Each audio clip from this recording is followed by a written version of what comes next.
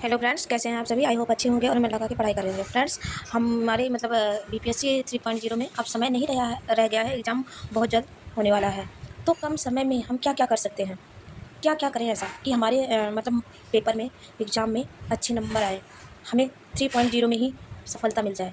हमें ऐसा क्या करना चाहिए, हमें कौन सी रणनीति अपनानी चाहिए। फ्रेंड्स, इन बातों पर ध्यान देने की ज़रूरत है आपको, क्योंकि आपने 4-5 महीने पढ़ाई कर ली है। अब 4-5 दिन शेष बचा हुआ है। इन 4-5 दिन शेष में हमें क्या करना चाहिए और क्या नहीं करना चाहिए। फ्रेंड्स, सबसे पहला पॉइंट है कि आप प्रैक्टिस सेट लगाइए। लगा ही रहे होंगे पहले से ही, तो आप लास्ट समय पे प्रैक्टिस सेट में ये देखिए, नोटिस कीजिए आपकी आपके मार्क्स कितने आ रहे हैं प्रैक्टिस सेट में। अगर प्रैक्टिस सेट में फ्रेंड्स कम मार्क्स आ रहे हैं और आप प्रैक्टिस सेट लगा रहे हो, तो उसमें आपको ये पता हो गया होगा कि हमारे टॉपिक जो क्वेश्चन आ रहे हैं वो किस टॉपिक से ज़्यादा आ रहे हैं। फ्रेंड्स, उन टॉपिक्स को बार बार क्या करो, आप रिवीजन करो।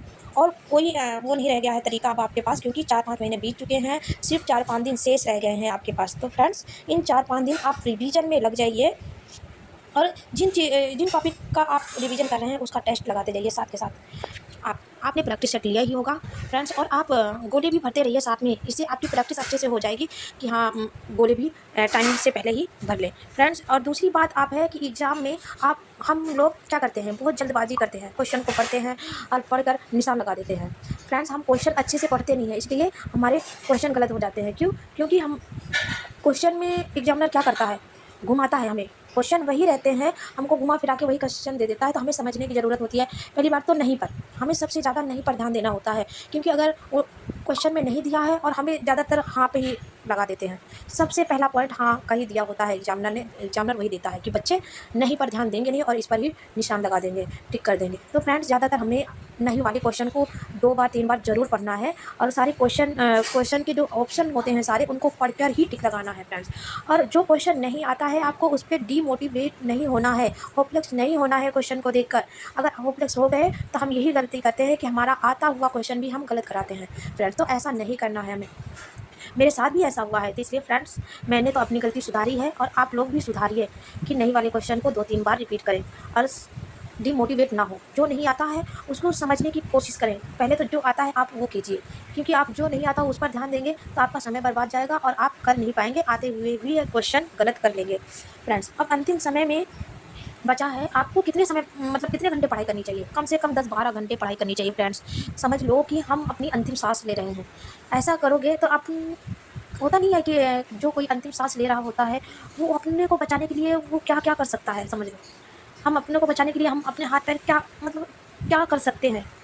तो वही समझ लीजिए कि हमें जो 4-5 दिन बचा हुआ है, हम अपने आप को पढ़ाई में लगा दें, क्योंकि अगर हमारी 4-5 दिन की मेहनत से हमारी ज़िंदगी बदल जाती है तो इससे अच्छी बात और क्या हो सकती है। हमें 4-5 दिन बाद ही एग्ज़ाम देकर हम छुटकारा पा सकते हैं फ्रेंड, हमारी लाइफ बदल जाएगी।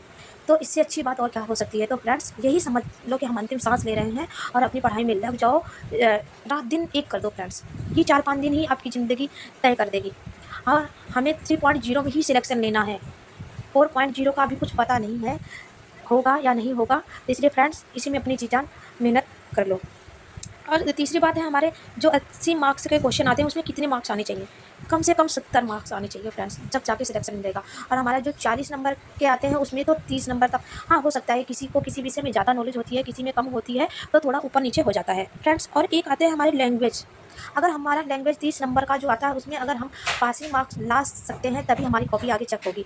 इससे मेरिट नहीं बनती है, बट हमारे पासिंग मार्क्स आने चाहिए, क्योंकि अगर हम इसमें पास नहीं होते हैं तो हमारे आगे की कॉपी चेक नहीं होती है। तो फ्रेंड्स, इतना ध्यान देना ज़रूरी है कि हमारे 30 नंबर में से जो पासिंग मार्क्स होता है उतने लाने ज़रूरी हैं।